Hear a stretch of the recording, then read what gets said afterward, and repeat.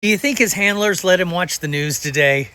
Or do you think when he asked to watch the news, they started shaking some keys in front of his face so he could go, Maybe they just hired some young ladies to come in there and flatter him all day so he was distracted. Or do you think that maybe they showed him a bunch of footage of explosions and saying, this is what we did in California today? Strangely, he has not been tweeting about the 7 million plus people who collectively gave him the middle finger today. So I can only assume he's been distracted from it, because normally he likes to talk about his numbers. He gets the biggest numbers. He did this time. I don't know if it was the biggest protest in US history, but it was up there. But strangely, he's not talking about it at all. Instead, he's bragging about being able to blow up some submarine. I'm sure it's just another war crime to add to the pile. But I'm just betting that he was distracted today because his handlers did not want him anywhere near the news. That's not to say that eventually he's going to hear about it and then he's going to blow up.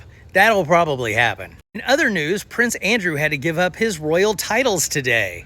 They said it's because of a series of scandals, but we all know that it's just one major scandal that made him lose his station. Which probably means that they know that these files are just about to be released. And the royals want to distance themselves as far as they can from this controversy. I mean, I can't blame them. If I were king and my brother was in those files, I would try and distance myself as far away from him as I could too. Because we're all eagerly waiting for that pervert plane to crash. But unfortunately, we need the government open so we can crash that plane.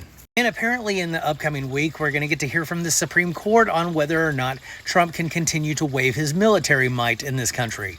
You know, I wasn't a big fan of Joe Biden, but considering that there were large periods of time during the Biden administration where things were boring, I really miss that.